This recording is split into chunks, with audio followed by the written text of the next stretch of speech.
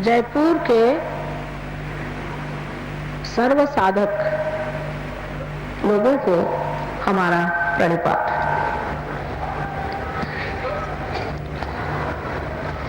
साधक वही होता है जो कुछ साध लेता है। जिसने कुछ साधा नहीं, सिर्फ मनोरंजन करता रहा, भजन गाता रहा, मंदिरों में घूमता रहा और उसी तरह से अपना सारा जीवन जिसने बिता दिया, उसने कुछ साधा नहीं। कुछ साधन ऐसा होना चाहिए जिससे आप परमात्मा से संबंधित हो जाए, जिससे योग घटित हो जाए। और ये साधन परमात्मा ने पहले ही आपके अंदर बहुत सुंदरता से सजाया हुआ है। इस साधन का सिर्फ उपयोग करना, इतना ही मात्र एक काम बच जाता है।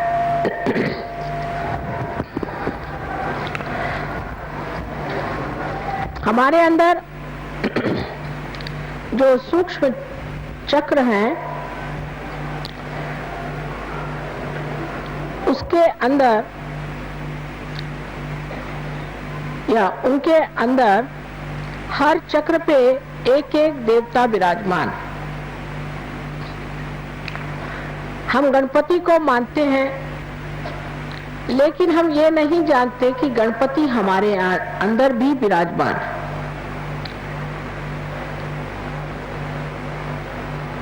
हम विष्णु को मानते हैं, लक्ष्मी विष्णु दोनों को ही मानते हैं, लेकिन ये नहीं जानते कि वे हमारे अंदर विराजमान है।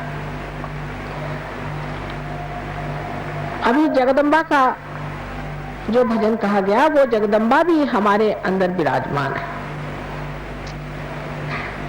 कल आपसे मैंने नाभि चक्र के बारे में बताया था। उस नाभि चक्र के चारों ओर जब ब्रह्मा ने सृष्टि की तो भवसागर तैयार हो गया, और इस भवसागर में धर्म की स्थापना करने के लिए अनेक महापुरुषों ने आदि गुरु से लेकर के आज तक जन्म लिए हैं, जिनके 10 तत्व हैं। ये 10 तत्व हमारे मानव धर्म को बांधते हैं। ये मानव धर्म हमारे अंदर जैसे कार्बन के अंदर 10 वैलेंसी होती है, उसी प्रकार होते हैं। और ये सत्पुरुष, सदगुरु अनादि काल से हमारे अंदर इस धर्म को सुसज्जित करते हैं, जिसका पालन हमें करना चाहिए। लेकिन मनुष्य अपने अहंकार में या किसी गलत फहमी में पड़ करके धर्म को अधर्म बना देता है। इसीलिए आज हमको धर्म में बहुत विकृति नजर आती है, और हम लोग ये सोचने लग जाते हैं कि धर्म नाम की कोई चीज नहीं और परमात्मा नाम की कोई चीज नहीं है। धर्म हमारे ही अंदर स्थित है। उसका अनेक प्रकार के से हम लोगों ने इन अवतरणों में परिचय पाया। जैसे श्री रामचंद्र जी ने शबरी के झूठे बेर खाए थे। श्री रामचंद्र जी सूर्यवंश के पुरुषोत्तम थे। एक शबरी जो कि बूढ़ा हो गई, उसने अपने दांत से कुरेच करके जो बेर तैयार किए थे उसको इतने प्रेम से खाया। इसमें बड़ा भारी धर्म निहित है, और वो धर्म ये है कि प्रेम परमात्मा को सबसे ज्यादा प्रिय है। जिस मनुष्य के हृदय में प्रेम नहीं है, वो मनुष्य परमात्मा के दरवाजे पर आ नहीं सकता। और जिसके हृदय में प्रेम है, उसके लिए परमात्मा सब कुछ भूलकर उनके गले लिपट जाते हैं। जैसे सुदामा जी अपने साथ चूड़े ले गए थे, किस प्रेम से उसे उन्होंने खाया। हम लोग अनेक तरह के व्यवहार करते हैं खाने के मामले में, लेकिन ये नहीं सोचते कि जिस आदमी ने प्रेम से हमें कुछ खाने को दिया, वो चाहे कोई भी हो, वो प्रेम का पुजारी जो है यही परमात्मा स्वरूप है। तो धर्म का स्वरूप जो है वो है प्रेम। लेकिन आजकल धर्म में झगड़े, कोई कहेगा कि माँ का धर्म प्रेम है, तो ये झगड़े क्यों होते? सारे संसार में जितने भी ये सद्गुरु आए हैं, ये सब एक पेड़ पर आने वाले अलग अलग समय पर फूल हैं। वो एक ही जीवन के पेड़ पर आए थे और पनपे थे, लेकिन जब हम उन्हें तोड़कर ये हमारा और ये हमारा, उनके मरने के बाद जब जिंदा रहते तो उनको सताते हैं, और अगर सताते नहीं तो उनका जो सताना है उसे देखते हैं। सारे साधु संतों को हमने सताया, अगर सताया नहीं है तो कम से कम जिस वक्त तो इतने तकलीफ में थे, हमने किसी ने तब नहीं कहा कि भाई क्यों साधु संतों को सता रहे हो। किसी ने उनको एक गिलास पर पानी तक नहीं दिया। ये साधु संत इस दैवी पेड़ के फूल हैं। अब उनको तोड़ करके ये मेरा फूल है, ये तेरा फूल है, मेरा फूल तेरे से उत्तम है, से तो फूल मर गए। उस मरी हुई चीज को लेकर के आज हम झगड़ा कर रहे हैं। जो फूल एक बार परमात्मा के आंगन की शोभा थे, वो आज झगड़े का कारण हो गए।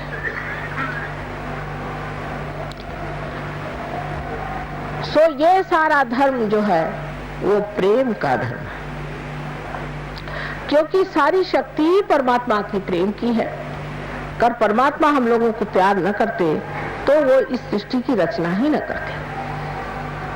लेकिन हम अपने को प्यार नहीं करते, हम अपने को झुठलाते हैं, अपने को कैद करते हैं, अपने ऊपर अपने ही विचारों को बांध करके कि ये मैं करूंगा, ये मेरा है, ये मेरा विचार है और यही सत्य है। इस तरह की धारणा ले करके हम जब अपने ही को किसी कोठरी में बंद कर लेते हैं, तब दूसरे भी दूसरे कोठरी में बंद हो करके चिल्लाते रहते हैं।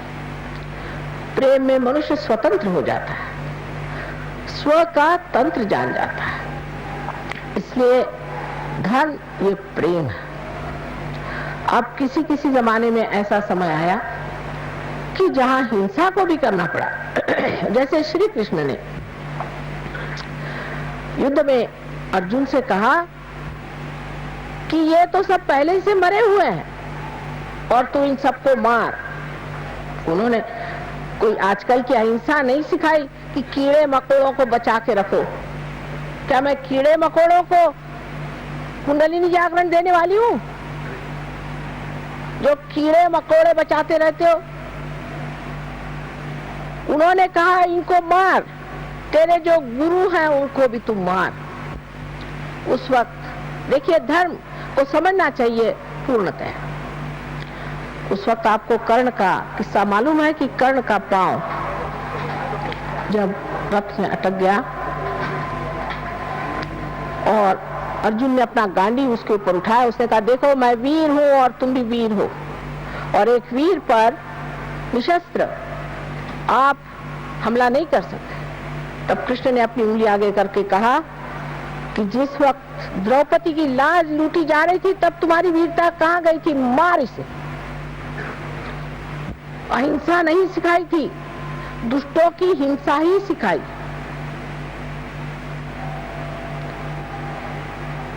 हम तो दुष्टों की तो अहिंसा करते हैं और भले लोगों की हिंसा करते हैं।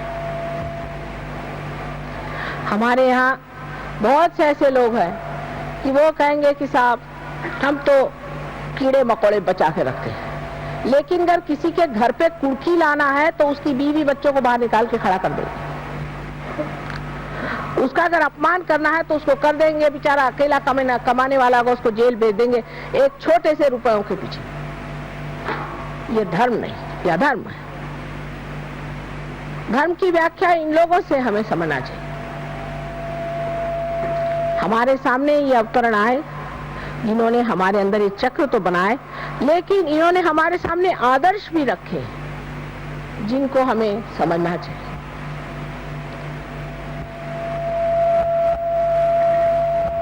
अब जो चक्र धर्म के बाद हमें जानना है वो है जगदम्बा का चक्र, जिसका अभी गायन हुआ था। जगदम्बा जो है वो इस हृदय चक्र में बीचों बीच बैठी हुई। ये हृदय चक्र 12 पंखुड़ियों से बना हुआ। जब बच्चा 12 साल तक का होता है तब तक जगदम्बा, क्योंकि उसका नाम भ्रमरम्बा भी, आप जानते हैं कि वो भ्रमर बनाती है, इन भ्रमरों को अपनी जो सीने पर हड्डी है उसमें बनाती है। इसे अंग्रेजी में एंटीबॉडीज कहते हैं। ये 12 साल तक वो बना के तैयार कर देती है, और जब कभी किसी बच्चे पर कोई आक्रमण आता है तो ये भ्रमर उससे लड़ाई करते हैं, झगड़ते हैं। 12 साल बाद ये भ्रमर सारे शरीर में फैल जाते हैं।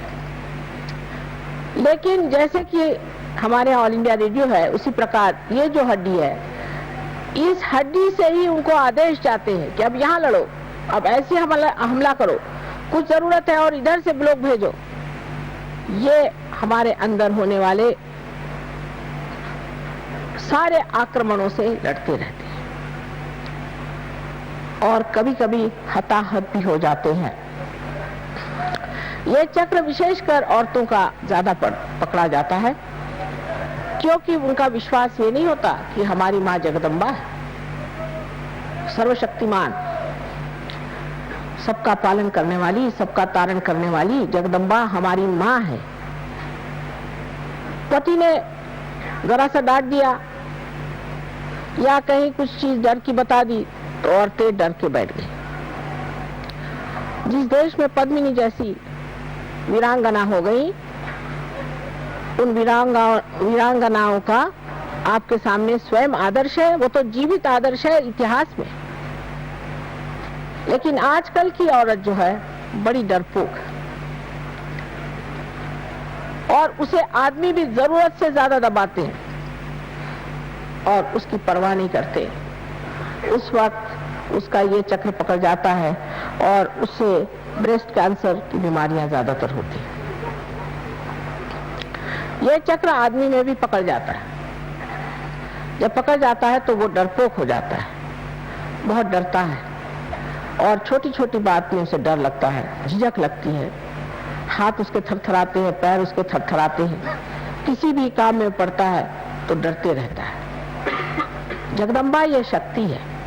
ये देखिए उस जगह बैठी हुई है जहाँ पर कि भवसागर में से लोग भक्तगण ऊपर आना चाहते हैं तो देवी उनकी रक्षा भी करते हैं और उनको मदद करके ऊपर खींच लेते हैं। आप जानते हैं कि देवी ने अनेक बार इस संसार में जन्म लिया। आपके राजस्थली में भी उन्होंने सती रानी बनकर थोड़ी सी देर के लिए चमक दिखाई, और यहाँ के राजा लोग सभी शक्ति के पुजारी हैं। ये सब होते हुए भी एक तरह की भीरुता, डर मनुष्य में बैठा हुआ। सत्य को डर नहीं होना चाहिए। जो आदमी सत्य पे खड़ा होता है वो किसी से डरता नहीं। सारे संसार के सामने सम्मुख होकर के वो जो सत्य बात है उसे कहता है। 1970 में मैंने मुंबई में एक बहुत बड़े जहांगीर कावस जी हॉल में जितने भी राक्षसों ने जन्म लिया है उनका सबका नाम और उनका पहले का नाम सब बताया। किसी ने न मुझ पर केस करी और ना ही कोई मेरे ऊपर आफत लाए। एक साहब ने कहा माँ आपको गोली से उड़ा देंगे। मैंने लाओ तो सही, कौन गोली मारने वाला है, मैं देखती तो हूँ।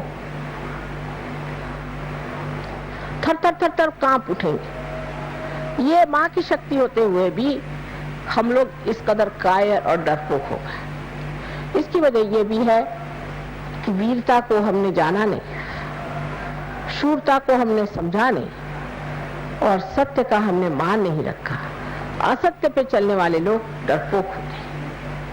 माँ सत्यवान लोगों की ही पूजा करती है और उन्हीं को संभालती है और उन्हीं की रक्षा करती है। तो ये विश्वास रखना चाहिए कि हमारे ही अंदर श्री जगदम्बा का जब स्थान है उसे हम जागृत कर लेंगे। अनेक बीमारियां इस चक्र के खराबी से होते हैं। उसके जो राइट साइड में आप देख रहे हैं चक्र है, इसे हम राइट हार्ट कहते हैं।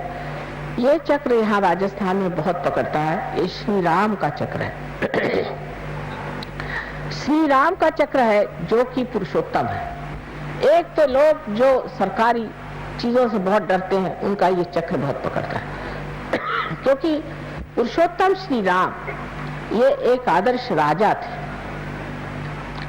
और उनको जो लोग मानते हैं उनको किसी भी गवर्नमेंट से डरने की क्या जरूरत है। जब उनका साम्राज्य बैठा हुआ है तो गवर्नमेंट से डरने की कौन सी जरूरत है। वो मर्यादा पुरुषोत्तम थे। उसी तरह से अगर आप अपनी मर्यादाएं में रहें तो कोई भी गवर्नमेंट आप पे आंच नहीं ला सकती और वो आपको पूरे तरह से रक्षित रहने के लिए समर्थ है। इस चक्र को पकड़ने से मनुष्य को आस्मा की बीमारी हो जाती है। अब ये चक्र है पिता का, क्योंकि श्री रामचंद्र जी हमारे पिता स्वरूप है। ये पिता का है। अगर किसी पिता का अपने बच्चे से बिगाड़ हो गया या किसी बच्चे का अपने पिता से बिगाड़ हो गया या किसी तरह से पिता का जो स्थान है वो रिक्त हो जाए, जैसे कि बचपन में ही पिता की मृत्यु हो जाए या पिता के तरफ से कोई तरह भी तकलीफ हो या पिता बच्चे को उच्छृंखल बना रहा है, उसको बुरे रास्ते पर डाल रहा है, तब ये चक्र पकड़ता है। उससे आपके अंदर अस्थमा की बीमारी हो जाती है। ये बीमारी ठीक हो सकती है, लेकिन इसका ये मतलब नहीं कि आप सब अस्थमा वालों को मेरे पास लाइए। इसका मतलब है कि कुंडलिनी को जागरण करके पहले ये चक्र ठीक करें। जैसे कुंडलिनी जब उठती है तो किसी किसी की इतनी सुंदर कुंडलिनी होती है कि एक क्षण में उठकर जम जाती है और उसके बाद उनको कोई बीमारी ही नहीं आती। एक तो ये हुए। उसके बाद दूसरे ऐसे लोग होते हैं कि जिनकी कुंडलिनी उठती तो है पर बार बार गिर जाती। ऐसे लोगों को कुंडलिनी बार बार उठा करके जगाना चाहिए कि ये कुंडलिनी की जो शक्ति है, यही आपका इंजेक्शन, यही आपकी दवा, यही आपका धन्वंतरी, यही आपके डॉक्टर, यही सब कुछ है। अगर ये शक्ति आपके अंदर बहेगी नहीं तो हमारे हाथ कैसे चलेंगे। और तीसरे लोग हैं जिनकी की कुंडली जमी बैठी है, वो उठती ही नहीं। ऐसे लोगों को ठीक करना कठिन जाता है। श्रद्धावान लोग जो होते हैं, जो कहते हैं हाँ थोड़ा सा हमारा फर्क आ गया, ठीक हो रहा है, उन पे कुंडली नहीं चलती। बहुत से लोग हैं, हमने बहुतों को ठीक किया, बीमारियां ठीक करी, लेकिन हमने देखा ये कि उनमें से बहुत कम लोग सहयोग में उतरते हैं। आपको सोचना चाहिए कि परमात्मा जो है वो भी समझदार है और ऐसे दीप क्यों जलाए जो प्रकाश न दे। ऐसे दीप को जला के फायदा क्या, समय बर्बाद करके, कि जो सिर्फ अपनी तंदुरुस्ती ठीक करने आते हैं। ऐसे बहुत से पहलवान भी हैं जो मेरे पास आते कि माँ हमें शांति दो। क्या तंदुरुस्ती ठीक होने से सब कुछ हो जाएगा? फिर एक चक्र ठीक होगा, फिर दूसरा खराब होगा। आज एक बीमारी होगी, फिर कल दूसरी होगी। रात दिन मैं क्या यही करती रहूं? एक तो पूर्व पुण्याई भी चाहिए और नम्रता भी चाहिए। बहुत से लोग ऐसा भी सोचते हैं कि जब वो सहज योग में आते हैं तो हमारे ऊपर वो उपकार करे जा रहे हैं। ये नहीं समझते कि हमारा ये अहोभाग्य कि आज हम आए, हमारी कुंडली जागृत हुई और हमने इसे प्राप्त किया। जब मनुष्य ये समझ लेता है तभी परमात्मा उसे स्वीकार करते हैं, न कि अहंकारी मनुष्य को कि हाँ भाई हम तो खास करके इसीलिए आए, जैसे कि आप हमारे ऊपर उपकार कर रहे हैं। उपकार परमात्मा का हमारे ऊपर है, उनके ऋणी होना चाहिए, उनको धन्यवाद देना चाहिए कि प्रभु हमें ये समय दिया कि हम इस चीज में आए, अब हम तुम्हारे दरवाजे आए। सिर्फ बीमारी ठीक करने वाले जो आते हैं उसमें हमारा चित्त जाता ही नहीं। हाँ, यह है कि जैसे ही कुंडलिनी का जागरण हो जाता है और जब कुंडलिनी उठ जाती है तो जो बीमारियां जैसे कल मैंने आपको बताई और जो ऊपरी बीमारियां हैं ये सब ठीक हो जाती, लेकिन वो कुंडलिनी को जमाना पड़ता है, थोड़ा अभ्यास करना पड़ता है। और ये भी बात सही, जैसे मिसेस पर्दल ने कहा, बात सही है कि इनको अंजाना का ट्रबल था, 10 मिनट में ठीक हो गए, लेकिन ये जीव और है। इनके सारे खानदान को मैं जानती हूँ, उसमें से ये एक जीव अलग, उसे मैं क्या करूं? कोई फल है जल्दी पक जाता है और कोई पकता ही नहीं और कोई सड़ा ही होता है। इसलिए कुंडलिनी का जागरण करके उसे कहाँ रोकना चाहिए, किस तरह से उठाना चाहिए, कौन सी चक्र में दोष है, क्या चीज करनी चाहिए, ये थोड़ा सा समझ लेना चाहिए। और जब कोई आपको कोई बताता है उसी प्रकार आप करें, समझदारी से। अब उससे ऊपर जो चक्र है, जिसे कि हम कंठ में श्री कृष्ण का चक्र,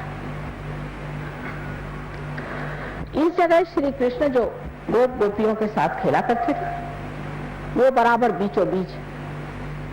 अब तो आजकल ऐसे भी बुद्धिमान निकल गए कि वो कहते हैं कि जिन्होंने गीता बताई वो कृष्ण अलग और जो कृष्ण जो गोप थे वो अलग, और पता नहीं कितने उनके और तरीके बनाएंगे।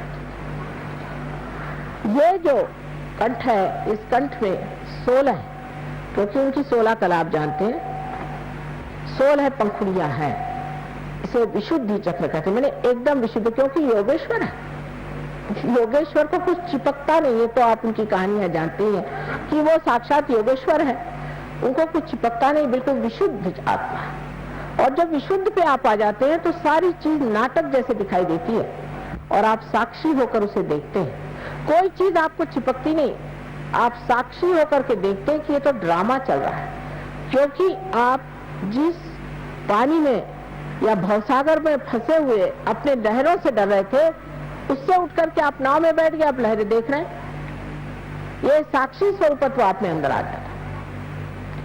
जैसे ही साक्षी स्वरूपत्व आ जाता है तो आप सारी सृष्टि को एक साक्षी होकर के देखते हैं और आप पर किसी चीज का असर नहीं आता।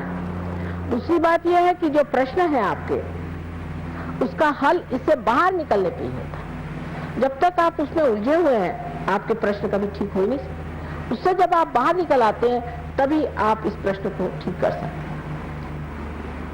तो यहाँ पर बसा हुआ जो श्री कृष्ण का कंठ का स्थान है, इसमें भी 2 हिस्से हैं, एक को जैसे लेफ्ट कहें और एक राइट। लेफ्ट में श्री विष्णु माया का स्थान है। श्री विष्णु माया के बारे में आप जानते हैं कि जो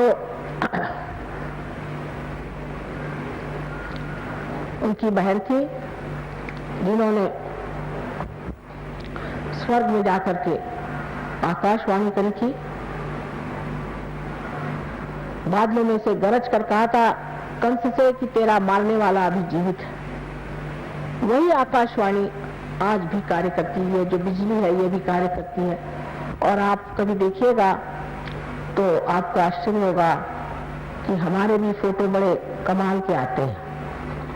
और जो ये कैमरा जिसे हम सीधी सादी चीज समझते हैं, इसने ऐसे ऐसे हमारे फोटो निकाल दिए हैं कि आप हैरान हो जाइएगा। यहाँ तक कि बादलों में तक हमारे फोटो आते हैं। ये आकाशवाणी का कार्य है, ये विष्णु माया है।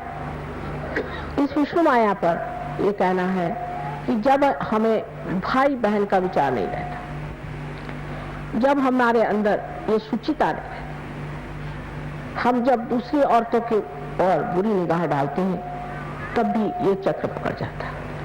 या किसी कारणवश हम ये सोचते हैं कि हम पापी हैं, हम दुष्ट हैं, और इस तरह की बेकार की अपने बारे में न्यून कल्पना कर लेते हैं, तब भी ये चक्र पकड़ता है।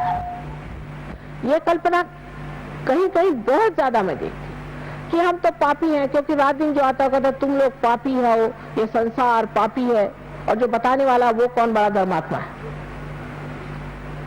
ये सब बातें सुन सुन के मनुष्य अपने को इतना नीचा गिरा लेता है कि उसकी ये लेफ्ट विशुद्धि पकड़ती है, और इसके पकड़ जाने से अगर हृदय में भी पकड़ आ जाए तो अनजाना जैसी बड़ी घातक बीमारियां हो जाती हैं।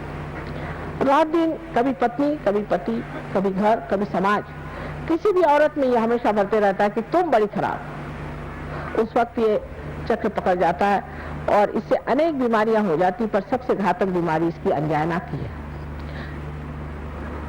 दूसरी जो राइट साइड है उसमें हम जिसे महाराष्ट्र में विट्ठल कहते हैं, और जिसे आप कहिए कि द्वारिका में बसे हुए श्री कृष्ण जहाँ राज्य कर रहे थे, उनका स्थान। तो जब गोप गोपी बन के यहाँ रहते थे तब उनका बीचों बीच स्थान है, और जब वो राज कर रहे थे द्वारिका में तो उनका राइट, और जब लेफ्ट में आप देखते हैं तो उनकी जो शक्ति स्त्री है वो उनकी बहन है। बीचों बीच में श्री कृष्ण की राधा, और इन्हें उनकी रुक्मिणी, उनकी पत्नी जो थी वो उनकी शक्ति थी। ऐसे ही मैंने आपसे कल बताया कि 5 शक्तियां वो और 16,000 और शक्तियां सारी श्री कृष्ण की यहाँ विट्ठल के स्थान पे है। लेकिन इसमें भी इतने दोष आ गए कि विट्ठल की मूर्ति पंढरपुर में उनका साक्षात हुआ, जैसे आपके गोविंद महाराज की यहाँ मूर्ति आई है स्वयंभू। उसके बाद लोगों ने वहां पे अपना धंधा शुरू कर दिया, और लोग एक एक महीना मुंह में तंबाकू डाल के विट्ठल विट्ठल विट्ठल करते हुए पैदल जाते थे। अब तंबाकू जो है ये कृष्ण के विरोध में, उनको बिल्कुल तंबाकू नहीं पसंद। जो लोग तंबाकू खाते हैं उनका ये चक्र खराब हो जाता है, या जो तंबाकू पीते हैं उनका ये चक्र खराब हो जाता है, और इसीलिए उनको कैंसर की बीमारी होती है। इसका इलाज है आप अजवाइन की बीड़ी मुंह में लें, अजवाइन का पत्ता जला करके और उसकी बीड़ी फूकें, श्री कृष्ण उससे खुश रहते हैं। दूसरा इसका इलाज है कि आप मक्खन को दूध में या पानी में, गर्म पानी में डाल के उसे पिए, उनको मक्खन बहुत पसंद है। नाक में आप घी डालें, घी और थोड़ा सा कपूर, क्योंकि कर्पूर गौरव आप जानते हैं, आप कपूर के बड़े शौकीन हैं, सो कपूर थोड़ा सा डाल करके वो नाक में छोड़ें, कपूर माथे पे लगाएं। जो कुछ श्री कृष्ण को पसंद है वो सारा करने से वो प्रसन्न हो जाते हैं, और आपका विशुद्धि चक्र ठीक हो सकता है, आपका कैंसर ठीक हो सकता है, आपकी सारी तकलीफें ठीक हो सकती है। जब आप सबका गला पकड़ जाता है तो मेरा भी गला पकड़ जाता है, क्योंकि इतनी मेहनत पड़ जाती है इसको ठीक करते करते, तो भी पहाड़ जैसे लोगों की कुंडलिनी कभी कभी उठती ही नहीं, बड़ा प्रयत्न करना पड़ता है। खासकर विशुद्धि चक्र पे ये 3 ऐसे पेंच बैठे हुए हैं। उसमें से ये कि जो लेफ्ट विशुद्धि है, अगर मंत्र वगैरह किसी गलत गुरु से लिए है और बक रहे हैं उसको सुबह से शाम तक, तो वो मंत्र भी पकड़ जाता है। इन सब चीजों के लिए उसका इलाज सहयोग में हरेक का मंत्र रूप भी है, आसन रूप भी है, और भी कुछ उसके साथ में थोड़ा बहुत जैसे पानी, जल या चीनी, इस तरह की चीजें दे करके किया जा सकता है। अब आज्ञा चक्र हमारा बीच में, ये महाविष्णु का स्थान, इसका वर्णन हमारे यहाँ बहुत सुंदर देवी महात्म्य में मार्कंडेय स्वामी ने करके रखा है। लेकिन कौन पढ़ता है आजकल देवी महात्म्य, किसको फुर्सत है। ये महाविष्णु का स्थान है, और यहाँ जो 2 स्थान हैं उसमें इस तरफ बुद्ध और इस तरफ महावीर जी। अब बुद्ध के लोगों ने भी बुद्ध का हाल खराब कर दिया। उन्होंने कहा था कि आप भगवान की बात ही मत करो, पहले ईश्वर की बात मत करो, कोई मूर्ति की भी बात मत करो, क्योंकि जब तक आत्म साक्षात्कार नहीं होता है तब तक लोग न जाने किस किस चीज को पूजेंगे। कोई भी पत्थर देखा उसको पूजने लग जाएंगे। ये क्या जानेंगे कि कौन सी स्वयंभू मूर्ति कौन सी नहीं। तो पहले आत्म साक्षात्कार, आत्म साक्षात्कार, आत्म साक्षात्कार, इसी को पहले जाना। इसलिए लोग उनको कहते हैं वो अनिश्वरवाद थे, ये बात नहीं थी। वो बहुत प्रैक्टिकल आदमी थे। शुरू में हम भी यही कहते थे कि बाबा पहले आत्म साक्षात्कार लो फिर बात करें। लेकिन जैसे कल आपने एक महाशय जी को देखा कि ध्यान करते हमें आत्म साक्षात्कार नहीं चाहिए, तो आप तशरीफ क्यों ले आए यहाँ? यहाँ तो सिर्फ आत्म साक्षात्कार का काम है और कोई। यही बुद्ध ने कहा था कि आप पहले आत्म साक्षात्कार कीजिए। पर जब उन्होंने कह दिया कि किसी चीज की पूजा मत करो, कुछ न करो, आत्म साक्षात्कार को प्राप्त हो, तो इन लोगों ने तरह तरह के उसके ढोंग निकाले और उस ढोंग पे चल पड़े। महावीर जी के लिए क्या कहने, वो तो साक्षात भैरवनाथ जी, बहुत बड़ी चीज। एक बार जंगल में ध्यान करते करते जब वो लौटे तो उनका आधा वस्त्र कुंज में फंस गया। अब बुरा मत मानिएगा, लेकिन जिस बात का मुझे बहुत ही बुरा लगता है, क्योंकि वो भी हमारे बेटे हैं, तो उनका जब वस्त्र आधा फट गया और वो आ रहे थे, कहते हैं कि कृष्ण ने ही उनकी परीक्षा ली कि भाई तू तो अवलिया है, तू तो अवधूत, तुझे क्या जरूरत, मेरे पास तो एक भी कपड़ा नहीं, मैं नंगा खड़ा हूं, मेरे लिए तेरा कपड़ा दे दे। तो उन्हें एक क्षण भर के लिए उसको कपड़ा दे दिया। वो तो राजप्रसाद में रहने वाले राजकुमार थे, एक क्षण भर के लिए वो छुपा कर चले गए और अपना कपड़ा पहन लिया। आज देखिए कि उनके क्या क्या तमाशे लोगों ने बना के रखे हैं। एक माँ के हृदय से पूछिए, क्या इस तरह से उनके तमाशे बनाने चाहिए? सारी दुनिया भर में उनको इस तरह से घुमाते हैं और रास्ते पर भी इस तरह से घूमते हैं बेशर्म जैसे लोग। ये क्या, उन्होंने, महावीर जी ने ये कहा था, अरे महावीर जी हो जाओ फिर देखा जाएगा। इस तरह की अनेक चीजें लोगों ने की है, जिससे कि मेरा हृदय एकदम कभी कभी लगता है कि इन लोगों के पाप कभी धुलेंगे ही नहीं, जिन्होंने इतनी बड़ी बड़ी महान विभूतियों का इस तरह से अपमान खुले आम पत्थरों पे किया, सीमेंट पे किया, हर जगह कर रहे हैं। उनको कैसे परमात्मा माफ कर सकता है?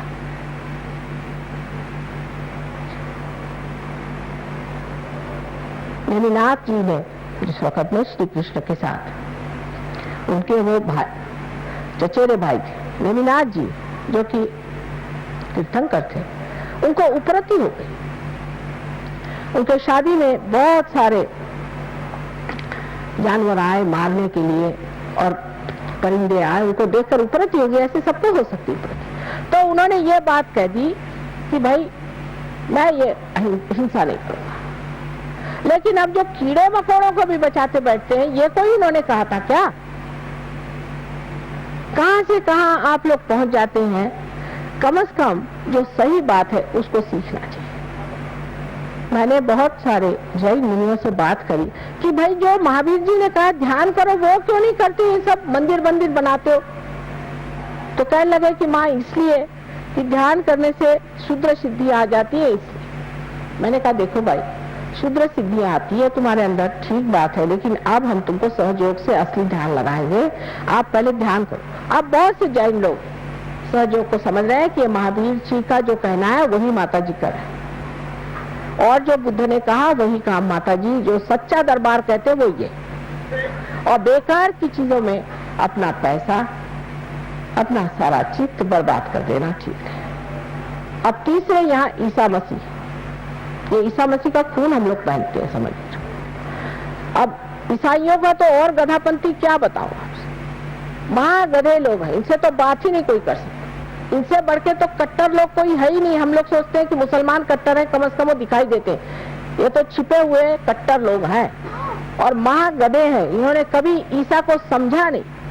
ईसा ने, क्योंकि उनका स्थान बराबर आंखों के बीच में जो ऑप्टिक चाइज्मा उसमें है, तो उन्होंने एक वाक्य कहा था, दाउ शैल्ट नॉट हैव एडल्ट्रस आईज।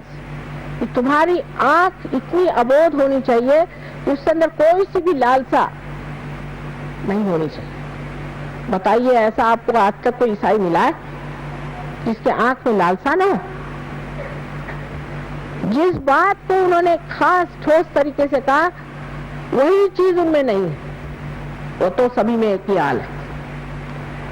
जबकि हमसे भी बताया गया कि हम सब में आत्मा स्थित है, तो हम लोगों ने जाति बना ली जन्म के अनुसार। जन्म के अनुसार जाति हो ही नहीं सकती, और व्यास जी लिख ही नहीं सकते। व्यास जी किसके लड़के थे? जिसको मालूम है सो जानते हैं क्या? मत्स्यगंधा के लड़के थे ना, एक मच्छियारी के लड़के थे, शादी भी नहीं हुई थी। वो व्यास जी क्या ऐसी बात लिखेंगे? लेकिन ये बना दिया कि जन्म से आप ब्राह्मण हैं, ब्राह्मण होना पड़ता है। यही बात मैंने आपसे बताई। अब आप समझ लीजिए कि धर्म के मामले में अपनी कल्पनाएं जो गलत है उसको सही करना पड़ेगा। अगर वो नहीं सही करी, वो अगर हमारी कल्पना हमने नहीं करी और वो हम सीधे नहीं हुए, तो हम धर्म को प्राप्त नहीं हो सकते हैं। जैसे कृष्ण ने कहा कि मारो इसको, ऐसी चीज है। जो सच है उसको पाना है, उसको मानना है।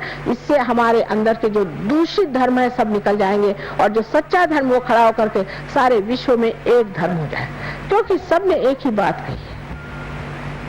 अब रही बात कि उसके 3 चक्रों के बारे में मैंने बताया आपसे, 3 जो यहाँ पर है कि बुद्ध, महावीर और ईसा मसीह, ये 3 आए और इनका जीवन तपस्या से रहा। अब वेद में भी 7 हमारी स्थिति बताई।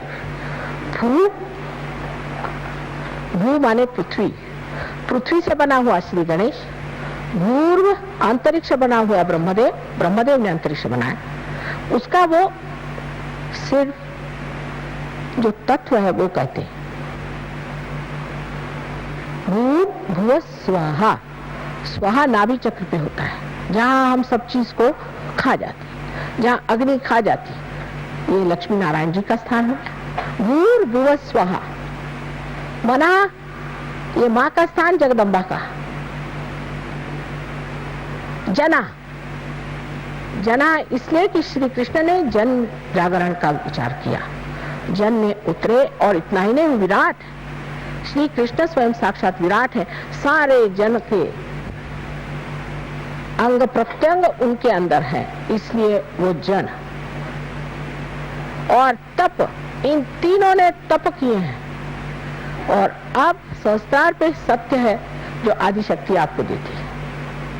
इस प्रकार जो उसमें तत्व लिखा गया है वही विशद रूप से भक्ति मार्ग में लोगों ने देवी देवताओं की तरफ से वर्णन किया। ये सब की सब सच्चा है, सिर्फ कहीं एक अंग है, कहीं दूसरा अंग है। और एक हाथ को कोई लेकर झगड़ा करेगा और दूसरे हाथ को लेकर कोई झगड़ा करेगा तो उसे क्या कहा जाए? इसे तो दोनों भी हाथ टूट ही जाते हैं और टूट ही गए। साकार निराकार का भी झगड़ा बिल्कुल बेकार। अब सिर्फ सत्य पे आप आइए, आप समझ जाएंगे कि निराकार में साकार कैसे है और साकार में निराकार कैसे है। ये समझने की बात है। लेकिन हम सत्य को वर्ण करेंगे और सत्य के सिवा मां हम किसी को नहीं जानेंगे, ये कहना चाहिए। आज चक्रों को किसी तरह से थोड़ा बहुत बताया है, संस्कार पे कहने पर बहुत कुछ कहना पड़ेगा, लेकिन इतने थोड़े टाइम में हम आज आपको थोड़ा सा आत्मा के बारे में बताएं। आत्मा हमारे अंदर जो है वो परमात्मा का प्रतिबिंब सब लोग कहते हैं, जिसे हम लोग सदाशिव कहते हैं। सदाशिव है, वो कभी भी अवतरण नहीं लेते। उनका जो प्रतिबिंब हमारे अंदर है वो आत्मा है। और उनकी जो शक्ति, इच्छा शक्ति है, जिसे हम आदि शक्ति कहते हैं, उनका प्रतिबिंब हमारे अंदर कुंडलिनी है। इस कुंडलिनी का और इस आत्मा का जब मेल घटित होता है तभी योग घटित होता है। ये एक घटना है, ये होना पड़ता है। ये कोई सिर्फ बात नहीं कि आपको सर्टिफिकेट दे दिया, हाँ आप पार हो गए, सर पे आप लगा घूमिए, साहब हम तो आत्म साक्षात्कारी हैं, हम फलाने हैं, हम ढिकाने, इसे नहीं। जब ये घटना घटित होती है तो आत्मा का प्रकाश आपके चित्त में आ जाता है। चित्त में आत्मा में आने से, जैसे अभी डॉक्टर साहब ने मेरे आते आते कहा कि आप माँ के सामने आते ही माँ आपके बारे में जान जाती, क्योंकि मेरा चित्त जो है वो अगर आलोकित है तो मैं सब आपके बारे में जान ही जाऊं। अगर मेरा चित्त अगर चारों तरफ है और उसमें अगर आलोक है तो उसमें मैं जान ही जाऊंगी कि आप क्या। जब आपका चित्त आलोकित होगा तो आप भी जान जाइएगा कि सत्य क्या है। जैसे एक आदमी बहुत बढ़िया प्रवचन देते हैं, बहुत अच्छा भाषण देते हैं और काफी नाटक भी कर सकते हैं और लोग सब उनके ऊपर बिल्कुल क्या गुरु महाराज। पता हुआ कि जेल से अभी छूट के आए 10 महीने पहले। ऐसे रोज ही क्या आपको, आप जरा अंदर आ जाइए, क्योंकि वो क्या हो रहा है, डिस्टर्ब हो जाता है, अंदर आ जाइए। बच्चों को भी कहें इधर से आ जाओ, झांकने की कोई जरूरत नहीं। तो इस तरह के रोज के अनुभव आते हैं कि आज एक बाबा जी आए, कल दूसरे बाबा जी आए, वो इतना रुपया लेके चले गए, वो आए वो इतना हमारे से धन धाने ले गए। सारे आजकल तो जैसे कुछ पता नहीं इनकी कहीं से, जैसे कि बरसात में मेंढक बोलते हैं, इसी तरह से बाबा जी लोग आजकल सब जगह बोला करते हैं। आज भी हमने देखे कि इनके एक बाबा जी, उनके एक बाबा जी, जिस गांव में जाती हूँ नए नए बाबा जी सुनाई देते। तो आत्मा से ही आप जान सकेंगे कि ये आदमी सच्चा है या झूठा है, क्योंकि ये संपूर्ण तत्व है, एब्सोल्यूट जिसको कहें। उसमें दो चीज नहीं, वो केवल है, उसमें दो चीज नहीं है। जैसे कोई आदमी है, उसको हमने देखा, ऊपर से हम कहे न कहे, लेकिन हम जान गए कि क्या है, जो जान गए सो ही सही है। आप कहेंगे कि साहब ये कैसे? क्योंकि जो जानने वाला है वो आत्मा है, और वो केवल ज्ञान जानता है, केवल ज्ञान, वो अज्ञान नहीं जानता।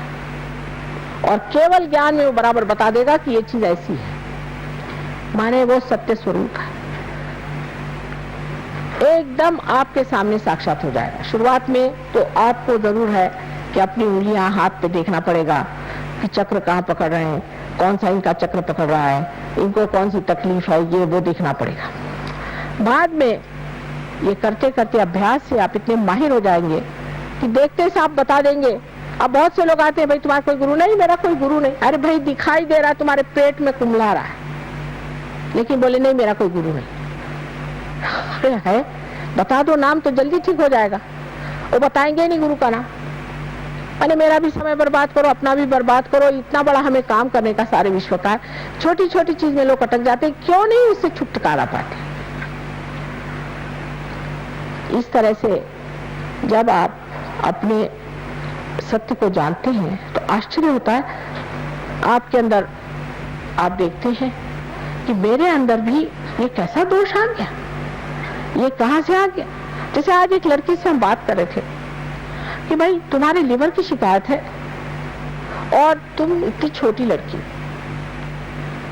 बहुत जो आदमी सोचता है उसको लिवर की शिकायत हो जाती। क्या तुम तला हुआ खाना बहुत खाती? नहीं, मुझे अच्छा ही नहीं लगता। तो मैं पैदा हुई तभी से मुझे। क्या तुम्हारी माँ शराब पीती थी? नहीं, शराब नहीं। बाप मेरे शराब पीते थे। तो मैंने देखा ये है कि शराबी बाप का बच्चा जो होता है उसका लिवर बचपन से ही खराब होता है। तो आप पहले ही वरदान बच्चे को दे देते, उसका लिवर पहले ही बचपन से ही खराब होता है, पैदा होता है तभी से उसको जॉन्डिस हो जाएगा। अगर बाप शराबी है तो, अगर बाप का लिवर खराब है तो, माँ का लिवर खराब है तो बच्चे का भी लिवर खराब हो जाएगा।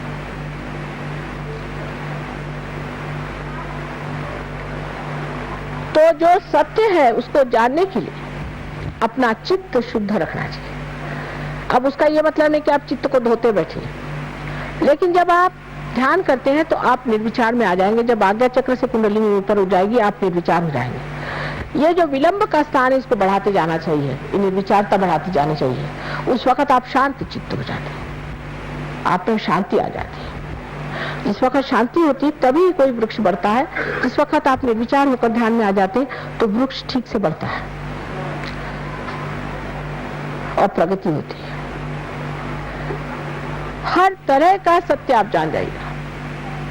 हमारी तो बात छोड़िए, हम तो जानते ही हैं, लेकिन सहयोगी भी जो है वो कहते हैं माँ पता नहीं कैसे हमको लगा कि इस दुकान में जाए यही मिल जाएगी, तो वहां चीज मिल गई।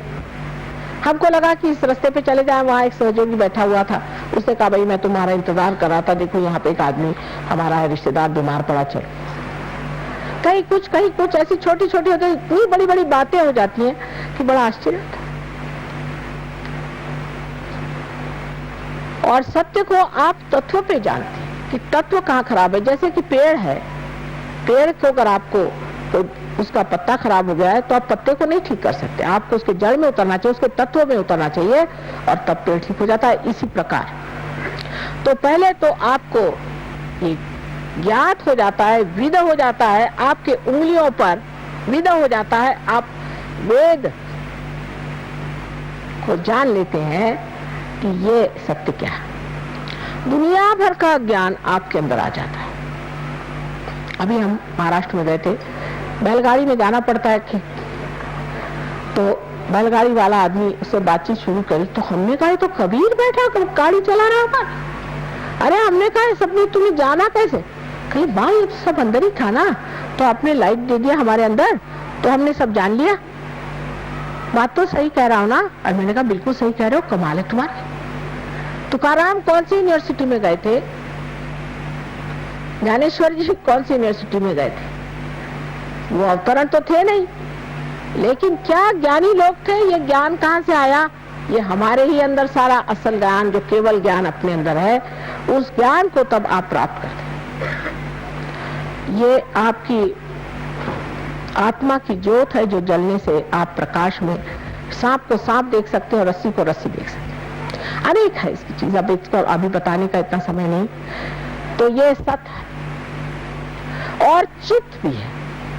आत्मा चित्त क्या है कि सामूहिक चित्त है। जैसे कि विराट के शरीर में आप अंग प्रत्यंग है, उस अंग प्रत्यंग को ये मालूम नहीं कि वो विराट के शरीर में। जब उसका आत्मा जागृत हो जाता है तो वो जानता है कि मैं विराट के शरीर में घूम रहा।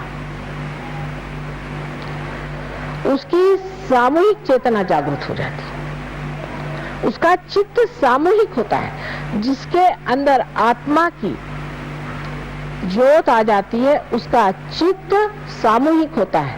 माने आपका क्या प्रश्न है वो तो बताता ही, क्योंकि आपको आत्मदर्शन होते हैं, लेकिन दूसरों के प्रश्न भी बताता है।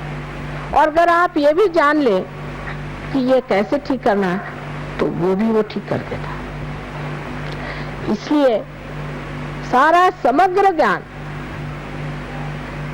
एक ही चीज का नहीं। अब समझ लीजिए डॉक्टर के पास जाइए तो डॉक्टर कहेगा भाई देखो तुम अभी इसका, मैं तो डॉक्टर पेट का हूँ, तुम इसको दांत वाले के पास ले जाओ। उधर वो सारे दांत निकाल लेगा, कहेगा भाई तुम्हारा दांत ठीक है। उसका दूसरा जाएगा कान फाड़ लेगा ये कान ठीक है। तीसरा आंख निकालेगा, कहेगा आंख ठीक है। अंत में आप बीमार होकर के लौट आइए। डॉक्टर लोग माफ करें लेकिन सहयोग में समग्र ज्ञान होता है। माने ये कि एक आदमी आया, माँ मेरे पेट में दर्द हो रहा। अब ये कोई कहेगा अरे पेट में दर्द हो रहा है, इसको कोई पेट की दवा नहीं, इसके अंदर कोई और चीज आ गई है, उसको निकालना है। इस पे किसी और का असर आ गया है, वो निकालना है। कोई काली विद्या हो गई, वो निकालना है। सारा समग्र ज्ञान सहयोग में आता है। ये नहीं इसके लिए साइकोलॉजिस्ट के पास जाओ, उसके लिए उसके पास जाओ। ये तो बच्चे हैं, अभी तो इन्होंने कुछ जाना ही नहीं। जो केवल ज्ञान है वो आपके अंदर है और छोटे छोटे बच्चों को तक मालूम रहता है। छोटे छोटे बच्चे भी इस केवल ज्ञान को जानते हैं। हमारी एक नातिन है, बहुत छोटी सी थी, उनके पिता माता गए थे लद्दाख में, तो वहाँ एक लामा जी भी ढामा जी होते हैं सारे, तो लामा जी बैठे हुए थे। सारे ऐसे ही हैं, एक से एक बढ़ के, किस किस का नाम ले। तो लड़की छोटी सी थी, उसने देखा उनकी ओर तो सब पैर छू रहे थे। इन्होंने सोचा हमने छुएंगे तो अच्छा नहीं दिखा, इन जाके पैर छुए तो उनको गुस्सा चढ़ गया। लड़की जाके उनके सामने खड़ी, वो 5 साल की जैसे खड़े होकर कहती कि ये सर मुड़ाने से और ये चोगा पहन लेने से आप पार नहीं हो जाते हैं, आप क्यों सबसे अपने पैर छुआ रहे? ये कहने हमारे तो काटो तो खून रही, एकदम उनके सामने कह दी। उतरिए ऊपर से नीचे। 5 साल की लड़की ने कहा ना। एक पखंडानंद जी कोई थे और महर्षि उनका था क्या नाम, जो दक्षिण के हैं बहुत बड़े, वो बहुत बड़े पहुंचे गुरु थे। उनका 100वां साल था तो हमें उन्होंने विशेष रूप से अतिथि बुलाया था। वहां पहुंचे, पखंडानंद जी बैठे थे। पखंडानंद जी बड़ा सा एक चोगा पहन के बैठे थे। दूसरी हमारी नातिन थी, सामने बैठी थी। वहां से कहती नानी जिसने मैक्सी पहना इसको भगाओ तो इससे बड़ी गर्मी आ रही है, हम लोग सब जल रहे हैं। और बहुत से सहयोगी थे, वो भी हंसने लगे। इतने प्रकांड पंडित छोटे छोटे बच्चे तक निकल आते हैं। उसका कारण यह है कि उनका चित्त आत्मा के प्रकाश से आलोकित है। और सबसे बड़ी देन परमात्मा की ये है, आपकी शरीर व्यवस्था ठीक हो जाती है, मानसिक व्यवस्था ठीक हो जाती है, सारा क्षेम जिसमें कि आपकी आर्थिक अवस्था भी ठीक हो जाती है। सब चीज अवस्थाएं ठीक होने के बाद जो सबसे परम चीज है वो है आनंद। केवल आनंद का आप निरानंद आप भोगते हैं। आनंद में सुख और दुख नहीं होता, आनंद एक केवल होता है। उसका अनुभव आपको आत्मज्ञान के बगैर आ नहीं सकता। लेकिन जो सादे भोले भाले लोग होते हैं वो फट से इसको पकड़ लेते हैं, और जो बुद्धिमान होते हैं पहले ये उंगली क्या वो उंगली क्या, माँ इधर से कैसे चलाना वैसे। और जो सीधे साधे लोग होते हैं, माँ हम तो आनंद के सागर में तैर रहे हैं, और सारा ज्ञान अपने आप ही जान जाते हैं। इस प्रकार आत्मा का जो सच्चिदानंद स्वरूप है वो प्रकट होता है हमारे चरित्र में। सारे आमूलाग्र हमारे अंदर जो परिवर्तन आता है उसको देख कर लोग आश्चर्यचकित होते हैं कि ये आदमी, अरे बाप रे, ये कहां से कहां पहुंच गया, ये पत्थर से हीरा कैसे बन गया। आज समय आ गया है, ये खासकर बाहर के दिन आए जबकि अनेक अनेक फूल फलीभूत होने वाले हैं, इसलिए कार्य हो रहा है। समय की बात है, आज समय की ये बात है, और इस समय पे आप लोग भी फलीभूत हो जाए और अपना जो कुछ सुकृत है, अपना जो कुछ पुण्य है उसको आज पालें। जो कुछ आपकी धारणाएं हैं, जो कुछ भी आपने सोच रखा है, वो परमात्मा नहीं, जो है सो है, उसको आप बदल नहीं सकते। आपको बदलना होगा और समझना पड़ेगा परमात्मा को। अपनी धारणाओं को छोड़ दीजिए और देखिए प्रत्यक्ष में, जैसे एक साइंटिस्ट देखता है खुली आंख से कि क्या चीज है, इसे देखा जाए, इस प्रकार आप भी इसे खुली आंख से देखिए। परमात्मा आप सबको आशीर्वादित करेगा।